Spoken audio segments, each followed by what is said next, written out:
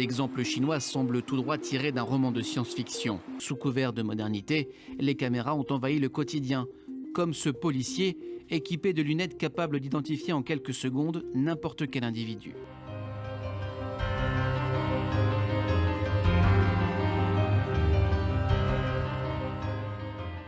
Ça s'appelle Ruili, R-U-I-L-I, une petite ville chinoise frontalière de la Birmanie qui utilise désormais des caméras de reconnaissance faciale afin de surveiller donc les déplacements des habitants.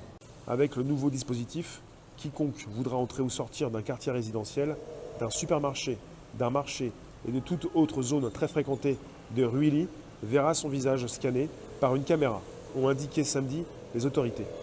Les données sont associées à un code QR unique, ce qui permet de surveiller de façon automatique les déplacements d'une personne. On est obligé, pour se créer une identité numérique, de faire une reconnaissance faciale, donc obligatoire.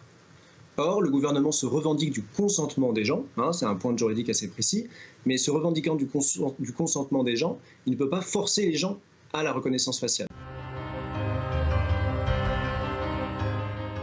En octobre, à ce moment-là, des sportifs français sont à Wuhan pour les Jeux militaires et une athlète raconte que plusieurs sont tombés malades, Jean-François Pérez. Tout cela reste assez opaque parce que soumis au secret militaire. Le seul témoignage que l'on possède pour l'instant est celui de la pentathlonienne Élodie Clouvel, médaille d'or en Chine.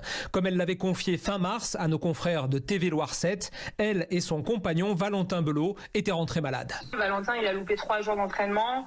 Moi, j'ai été malade aussi. J'avais eu des trucs que j'ai pas eu avant et on s'est pas plus inquiété que ça parce qu'on n'en parlait pas encore. Élodie Clouvel ne veut plus parler depuis, ou plutôt elle ne peut plus. Le ministère a demandé aux quelques 400 membres de la délégation présente en Chine de garder le silence.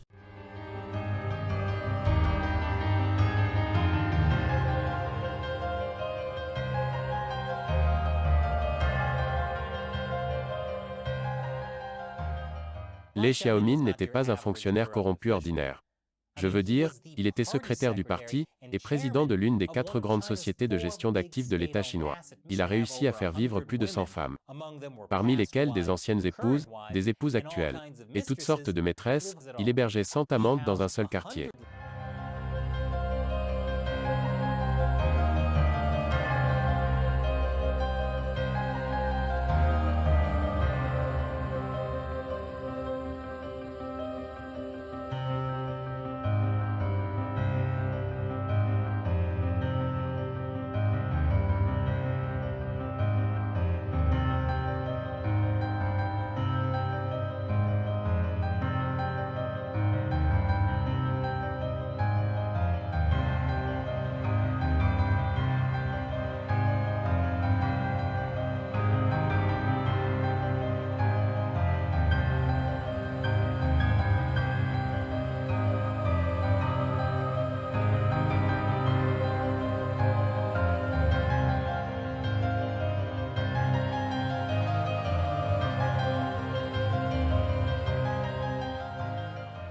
Surveillés en permanence, les Chinois sont désormais aussi tous notés. Je trouve ça bien d'être noté.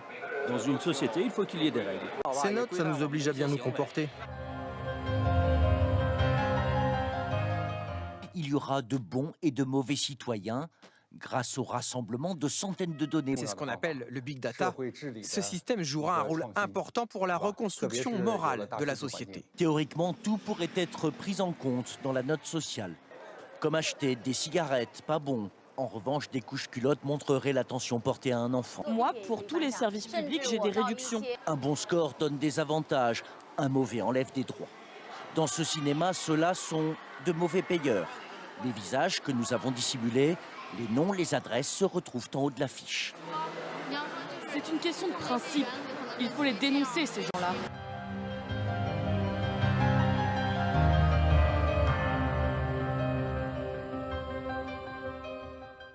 Une fois qu'on se retrouve sur liste noire, on ne peut plus avoir de crédit bancaire, ou créer une entreprise, acheter un appartement, ou même envoyer ses enfants dans une école privée. Voilà, ça me dit que je suis toujours sur la liste noire. Il est jugé indigne de confiance et donc puni. Je m'inquiète, car beaucoup de gens, je pense, n'auront plus de libertés individuelles comme moi. Nous vivrons tous avec plus ou moins de restrictions.